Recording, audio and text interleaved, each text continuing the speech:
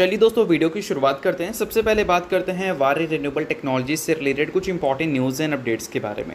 दोस्तों अगर हम वारी रिन्यूएबल्स की बात करें तो फिलहाल कल के दिन इस कंपनी से रिलेटेड एक काफ़ी इंपॉर्टेंट हमें न्यूज़ देखने को मिली थी, जिस वजह से कंपनी आपको काफ़ी ज़्यादा फोकस में भी देखने को मिल रहा था। अब ये एग्जैक्ट न्यूज़ है क्या, तो चलिए उसकी बात करते हैं। तो देखो दोस्तों, न्यूज़ की अगर हम बात करें तो बोल सकते हैं बिजनेस से रिलेटेड है, क्योंकि हमें ऑर्डर को लेकर न्यूज़ सुनने को मिल रही है।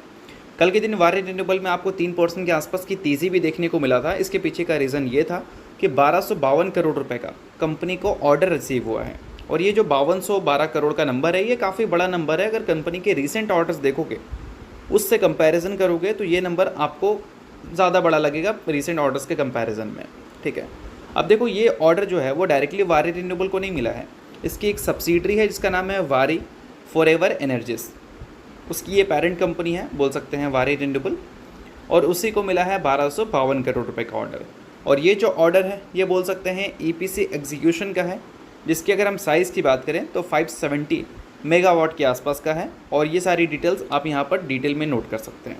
ठीक है, अब दोस्तों ये सारी चीज़ें तो चलो कंपनी की इस ऑर्डर से रिलेटेड हमें देखने को मिली, बट इसके अलावा और भी काफ़ी सारी चीज़ें हैं इस कंपनी को लेकर जो कि आपको पता होना चाहिए। आप समझ लो दोस्तों कि अभी रिसेंट में जो कंपनी के नंबर्स हमें देखने को मिले थे Q1 के, तो उसके बाद कंपनी के फ्रेश जो ऑर्डर बुक का साइज़ है वो कंपनी ने दिखाया था हमें, और वो था 3.15 गीगावाट का।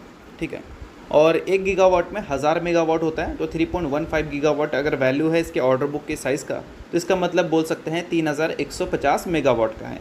पहले कंपनी बताई थी कि 1 मेगावाट के एग्जीक्यूशन पे इनको 1 करोड़ रुपए का रेवेन्यू मिलता है। तो उस हिसाब से कंपनी ने 2026 के फाइनेंशियल ईयर को लेकर अपना गाइडेंस रखा था कि हम 3500 करोड़ के आसपास का रेवेन्यू रिपोर्ट करेंगे। इनफैक्ट उससे ज़्यादा भी जा सकता है, और 4000 करोड़ तक का रेवेन्यू भी कंपनी रिपोर्ट कर सकती है। तो इस चीज़ को जब हमने कंपनी के P&L में देखा था, और पिछले फाइनेंशियल ईयर में कंपनी के जो रेवेन्यू थे वो लगभग 1600 करोड़ थे, तो उससे अगर देखोगे तो मोर देन 100% की ग्रोथ हमें कंपनी के रेवेन्यू में दिख सकती है, अगर कंपनी गाइडेंस के हिसाब से ही अपने नंबर्स को अगर रिपोर्ट कर दे तो। बट Q1 के रिजल्ट के बाद कंपनी ने क्या बोला कि 1 मेगावाट की जो एग्जीक्यूशन होती थी पहले, उससे हम लगभग 1 करोड़ के आसपास का रेवेन्यू रिपोर्ट कर देते थे, बट अब वो नंबर गिरकर 80 लाख रुपए के आसपास आ चुका है। तो काफ़ी ज़्यादा पॉसिबिलिटी है कि जो कंपनी ने 3500 करोड़ के आसपास का रेवेन्यू गाइडेंस दे रखा था, वो गाइडेंस हो सकता है कि कंपनी आपको मिस करती हुई भी दिख जाए। और दोस्तों ये भी चीज़ आपको पता होना चाहिए कि जो कंपनी के ऑर्डर बुक के साइज़ हैं, उसके एग्जीक्यूशन टाइमलाइन कंपनी ने 1 साल नहीं, 1 साल से लेकर बोल सकते हैं 1 साल 3 महीने का रखा था, यानी कि 12 से 15 महीनों का। तो देखते हैं कि कंपनी ने जो कमेंट्री किया था 2026 के फाइनेंशियल ईयर को लेकर, वो कमेंट्री के हिसाब से कंपनी के नंबर्स देखने को मिलते भी है या नहीं।